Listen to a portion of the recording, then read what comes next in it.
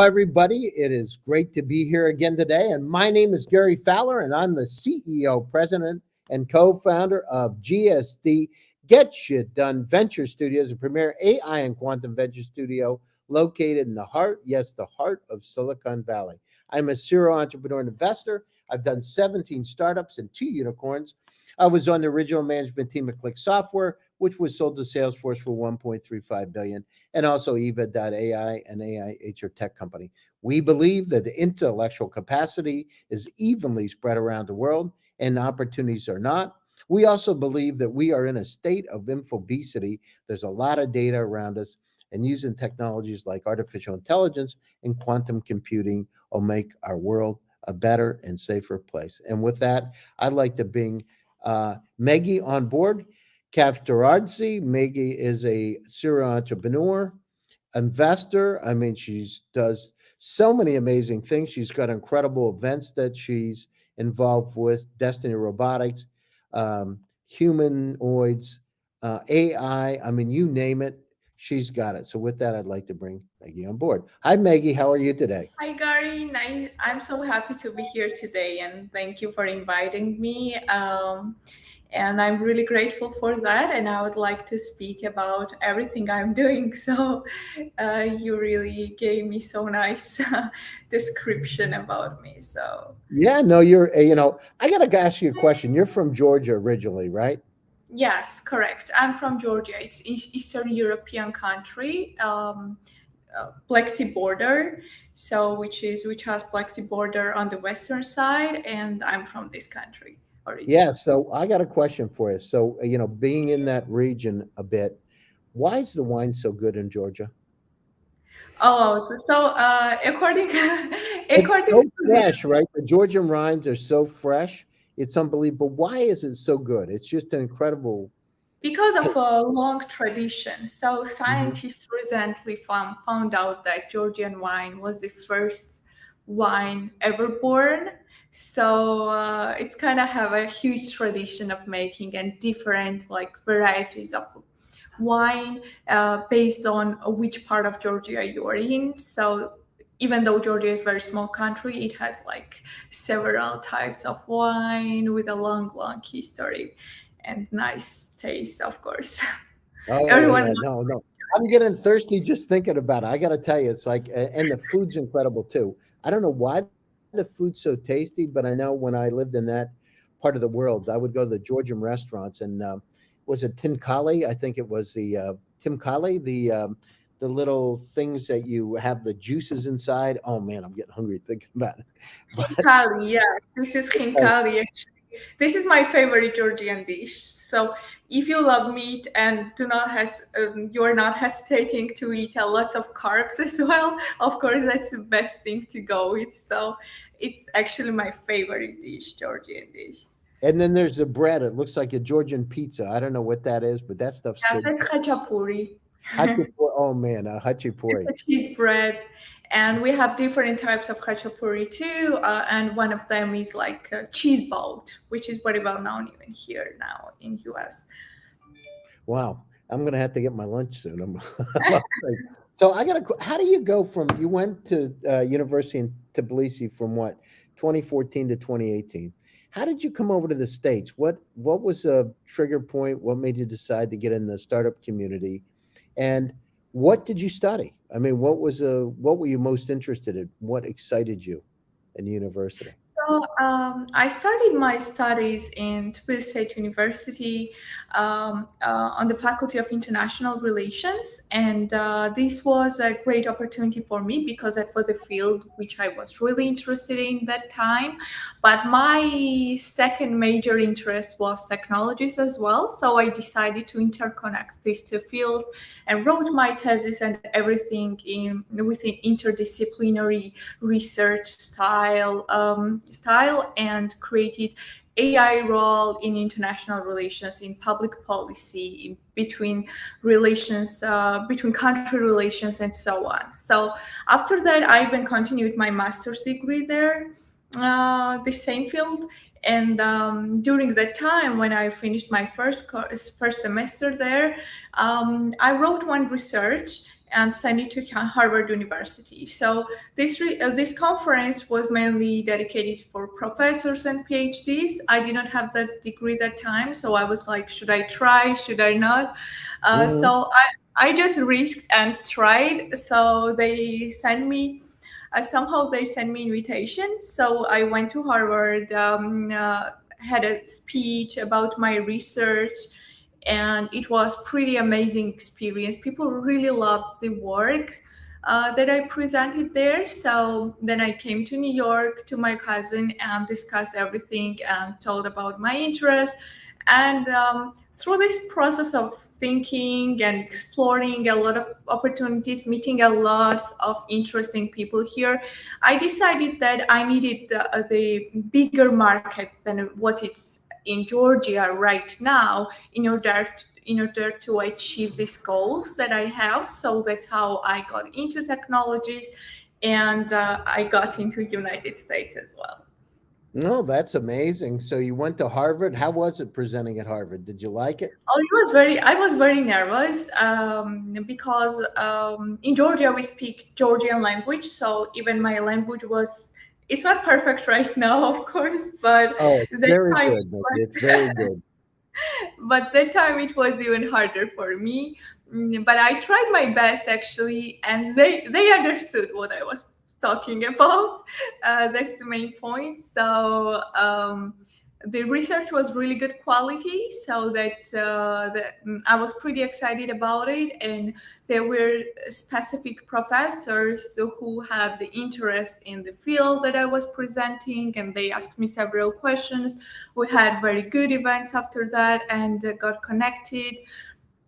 Not even only professors from US, but also from Sorbonne University in Paris and so on. It was pretty meaningful event in my life.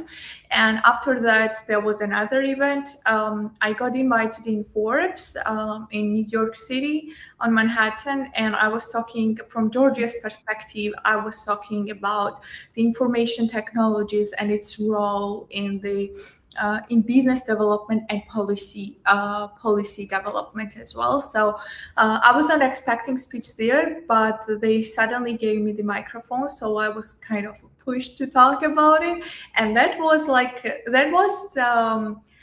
time when I realized this is where I need to be. This is what I need to achieve everything. And of course, share this with Georgia as well and help Georgia's startup ecosystem, business environment to develop more and more. And I mean, get to the much better place than it's right now, for example. No, Just to that contribute from my side. now how did you go down through? You're doing AI 2027, right? How did you come Oh, up with yes. that? So you got your Destiny Robotics, and how did you? Where did that come from? And tell us a So little bit about it. no, as you know, we are building humanoid robots for household use, which is AI-powered robots, right? So we got very deep into AI. We developed deep research, and then we partnered with some companies, which is Genesis AI, which is another company from Miami, and we decided to co-organize this event together because they are both AI companies, and our company as well is sort of AI company, and said why not, because Miami doesn't have many AI events, and its startup ecosystem is blowing right now. A lot of tech companies are coming here, so I think we could be the pioneers to do that. So why not? We're welcoming everyone to join us and be the part of this great event, and it's gonna take place in May 24 and 25, I guess. And that's great. How many people are going to be there? So it's going to be up to 400 people for, because this is the first. We don't have the specific amount right now because we don't know. Tickets are, we're still selling tickets. People are joining every day. So like we don't have specific data right now, but it's going to be up to 400, and we will have amazing speakers from IBM, Verizon, VCs. One of our speakers, Gary, so Like we Well, have I'm great. honored. I'm honored. I'm just a country boy coming in, but I'm honored Oh, to do come the on. interview. This is amazing. We have all good, like top leadership, big tech people, professors presenting there. So it's going to be very exciting and great opportunity for companies in marketing, in artificial intelligence, robotics, data, everywhere. So like this is amazing opportunity to get in Miami and have fun and enjoy Miami because it's amazing weather, nice beach and everything, and also enjoy the conference and get some meaningful connections that you need for your business. Well, Miami's really hot right now. I mean, a lot of companies, blockchain, AI, they're coming to Miami. Cost of living's Exactly. a lot less, and taxes are a lot less. And here in California, it can be 12 to 15%. And you get down to Florida, there's zero state income tax. I mean, so on that standpoint, it's a phenomenal place, and it's beautiful too. It's not so bad being close to the Caribbean. No, definitely not. I was on one event lately meeting. There was a prior CEO of Shutterstock presenting, and he said that he's moving his all productions to Miami because this is the future, because this is the place where all tech companies are going to come. So I think that's a great opportunity. We recently had some crypto conference as well. It was a huge, huge crypto conference. So why not AI? AI is the biggest part of our future. So AI is the new electricity, Maggie. Think about exactly. that. There's about 59 zettabytes of data on the planet Earth. If you took CDs or DVDs and stacked them one on top of another, it would go about 35 times between the Earth and the Moon. That number is growing today at about 68% per year. We're in a state of infobesity, so we're going to need technologies, unsupervised and semi supervised AI, to make our lives better. And think about it in your world, in Maggie's world, how many times in the last 2 weeks has somebody said, Maggie, I've sent you an email. Have you received it? I've sent you a message. Where did you send it? I think I sent it to your Gmail. No, Yahoo. No, I don't remember which one. Will you send it again? I can't find it. How many times do you pick up your phone every day? Every 10 minutes, every 15 minutes, and look at messages. Why? Because if you don't do it for one day, you can't find it. So we need these tools on supervised and semi-supervised AI to make our lives better, to help us in all kinds of ways. So as assistants, we talk about intelligent assistants. So what you're doing, Maggie, in the conference, what you're doing in Destiny, it's just, right on target. We need to have these technologies. That's true, exactly. I totally agree with that. And on top of that, people are still scared when they hear about AI or robots or anything like that. So I just want to increase awareness about this. AI is not that scary as it looks like from sci-fi movies or different kind of fictional stuff. But I mean, when something is creating, its security measurements are also being deployed. So Mhm. everything, if we invent wheels, we will later invent brakes too, to not to get, I mean, stuck with these bicycles or damage ourselves. So that's why bicycle has brakes, right? So that's how AI works too. As AI develops, there are security measures developing. So this is a huge thing that's not that scary as it looks, and AI is not that genius, especially now, to develop by itself and become cruel or get some feelings and hit people or something like that. So I just wanted to mention this because the most thing I'm hearing lately is that AI is super dangerous thing. And this is the worst part because companies are using this expression for just marketing reasons, so that they are saying, oh, I'm building some AI models, but this is extremely dangerous. So they think that if people got scared and interested, it makes them, I mean, be there for them, for their customers, and so on, which I don't agree, to be honest, because AI is not that dangerous. So it's developing, security is also developing, and I'm sure that when we will get to the point where it will become a fully independent type of AI, we will be able to have some security measures for it too. Yeah, well, you look at unsupervised artificial intelligence. We're running some of those models today. My partner David Yang developed Morpheus, which is an unsupervised AI that's got compassion and empathy. One of the things we need to do with the models, we need to bring some feelings in, because if you do pragmatic and you don't put feelings and empathy and compassion in it, nothing good's going to happen. So part of it is building that into the artificial intelligence. The other thing, think about this, Meggie. Quantum computers are 100 million times faster today than the fastest supercomputer. By that I mean would take 10,000 years on a supercomputer takes about 200 seconds on a quantum today. And I had that discussion with Prania from the quantum lab at Harvard. One of the things that we need to do is we need to look at it. How can we make our lives better? What can we do with climate change, med tech, genomics, genomes, to be able to make gene therapy, to make our lives better? Global climate change, because that's really where we need to have the emphasis. And, I recently spoke at the United Nations about technology as a tool for peace. And I was in front of the General Assembly speaking, and they were talking about Boko Haram and these groups that are out there, these ISIS, et cetera. But I said, guys, we need to create jobs and opportunities for everybody, because intellectual capacity is evenly spread around the world, Meggie, and opportunities are not.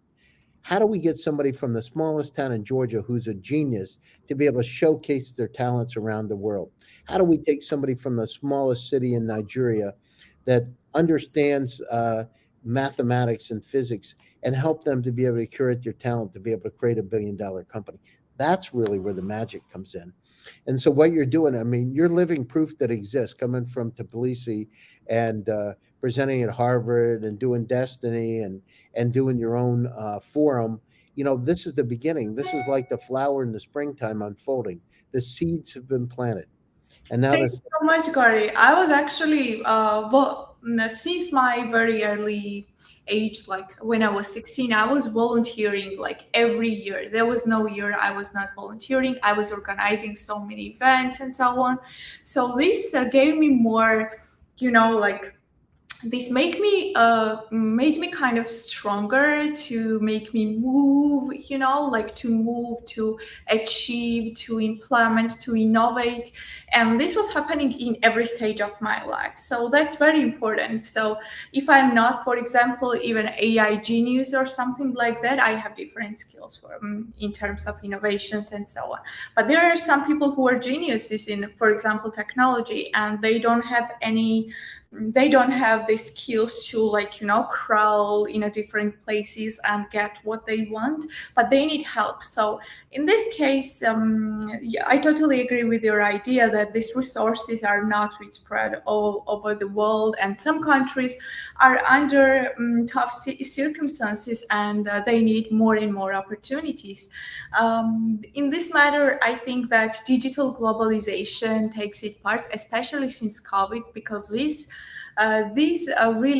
COVID really accelerated digital globalization era which we are living in currently, and people got to know more and more information. This kind of borders are still there, but we're seeing that they are decreasing it. So I think hopefully this will go beyond, and this will remove a lot of obstacles for different people, not just to move to different country, but to create ecosystems in the country, or fight for their dreams, or do make innovations, make some moves. So this is a great opportunity. This is a great mindset, I think, and this is a key point that everyone needs to have right now, because if we don't create, if we don't make it better, then we're going to stay on the same level and we can't develop ourselves. It's interesting. StreamYard that we're on was developed in 2018. Zoom. I was one of the original Zoom users. I remember people were saying, "Oh, this is never going to work. Who wants to do that? I've got Skype. I got WhatsApp." This is a lot better. It's like this is really cool stuff. Look at it here. We can have up to 50,000 viewers once this thing is, whether it's on iTunes or wherever, Spotify. But people have access to knowledge. They have it. Here you are, right? It's an incredible opportunity that we have. The startups that are out there that use it to their advantage are going to change the world. In fact, Exactly, and that was a spark for me because during COVID, I was reading a lot because I had plenty of time, and it was like I was reading some researches about the loneliness problems and depressions that people developed through this time, and even before, I was not aware that every second person has had loneliness problem until COVID came and I experienced by myself. So it was a very there you go. You said it right, the nail on the head. I experienced it by myself. exactly. That's exactly right. But that and I don't know if you found it, Meggie, but it was a lot easier for me during COVID to get to the highest level people in the world because they were lonely. They wanted to just talk. Exactly, socializing. So Mhm. we had this we were lacking this component of companionship with someone or socializing, meeting with friends. Everyone was scared. Especially I was living in New York that time and nobody wanted to socialize. It was only through phone or video calls at most, and that's how my startup idea came to me actually, because I was reading then some scientific researches about is this really a big problem to feel lonely. Not you might not be lonely, but you might be feeling lonely even when you were a 6-year-old kid. You might be bullied like just for 2 seconds, but it causes a huge loneliness problems inside you if you cannot communicate with someone or get some supportive messages, right? So it causes a lot of traumas, which I just recently realized, during the COVID. And that's how I decided to build this humanoid robot Destiny. That's the concept of AI companion in your. Wow. So tell us a little bit about Destiny. What are you doing with Destiny? Yeah, sure. So we're building a first AI companion for household use. Imagine you have a humanoid robot at home who is helping you in every task at home, who is always there to listen to you, help you, give you sort of psychological therapy, gives you helping health, is very loving. Gives you very, as you mentioned, compassion is the key, and this is going to be the robot that has highest level of compassion. So this is all based on AI. It will be sort of unsupervised type that we're trying to achieve, Mhm. and through currently we are prototyping it, and through time we will build we are projecting it by 2024 to be prototype ready.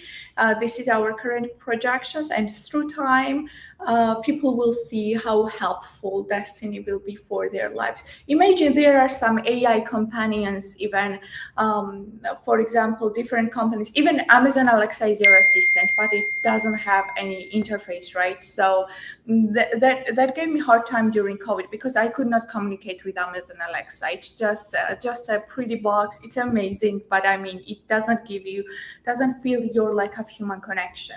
And then there is also AI friend Replica, which is amazing company.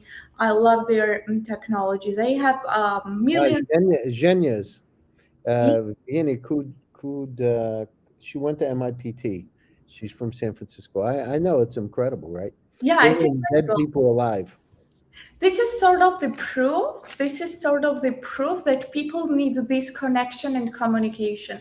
And now imagine there will be Destiny who has physical body and you can physically talk to someone. This is going to be a game changer also. So this is what I'm currently building with my amazing team. We have team of from Huawei, Tesla, ABB, professor from University of Cambridge, and That's how we work right now. We're currently developing the prototype of robot, and we have also already built hologram device of robot as well, which is kind of a sub project of this humanoid Wow, robot. that's amazing. So, Maggie, I got a question for you.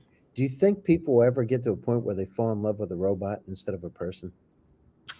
No, I'm not saying that. That's the key. So I'm not saying that we should replace humans with robots. Definitely not. And it's not realistic. It's not good because humans still have different kind of, connection.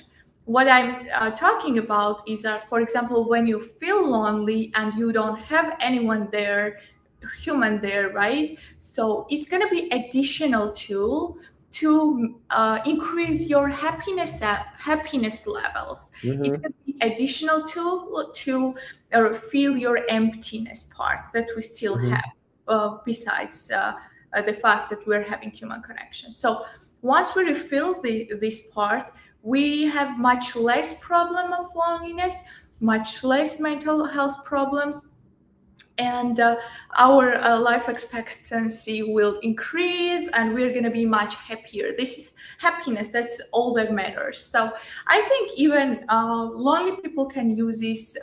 If 4 million people around are using AI companions virtually, right? So I think a lot of people will be ready to use humanoid companion, which actually exists, because when you have digital friend, you still don't feel that it's kind of real. You do, but it's like it has lack of something. And when it has physical body, it's gonna be, I think, the game changer. No, I love it. I like where you're going with it because I also think that, you know, European Space Agency is developing interesting artificial intelligence because being in space is lonely, right? And you're there for a year and you're flying in a capsule to Mars. You need to have something there that can take care of you. I say a lot of times it's like having your grandmother who loves you like crazy and you makes your hunkali and everything else, and takes care of you unconditionally. But at the same time, wants to make sure you're healthy, wants to make sure you're safe, wants to make sure you're stimulated mentally. So there's, it's a new world, a new frontier in front of us, and you're doing a phenomenal job. We're coming up to the top of the show, so closing thoughts and how do people get a hold of you, Maggie? Sorry, I couldn't hear. Closing thoughts and how do people reach you? LinkedIn or Oh, sure, email? sure. So everyone can reach me on LinkedIn. If you type my full name, Megi Kavtaradze, you can reach me on LinkedIn, and I'm always open. I'm very social, and so you can always talk to me, ask me anything, or offer me anything. We can discuss everything there. We are also currently fundraising on. WeFunder. So if you would like to invest and make some investments, become part of our family and part of our investors and shareholder of the company, you can invest with even a small amount. So I mean, everyone is welcome to contribute to Destiny's research development and building this great product, which is humanoid robot Destiny. So contact me anytime on LinkedIn, or you can also contact me through email, which is megan@destinyai.io. And visit also miamiai.io, which is our conference page. If you would like to meet these great people that I already mentioned and come to Miami, have a lot of fun and enjoy AI and innovations with big tech industry representatives, VCs, CEOs of different great startups, just join us there on May 24 and 25. That's all. So everyone can reach me anytime, and I will be happy to chat with you. Sounds great, Maggie. Thanks for taking time out of your busy schedule to join my show today. To my audience out there, it is great to have you one more time to GSD Presents Silicon Valley AI and Tech. And I am the host, Gary Fowler. Stay happy, stay safe, and stay healthy. And stay tuned for another exciting edition next Tuesday. Bye bye, everybody. Thanks, Maggie. It Bye, was great Gary. having you on Thank the show. you.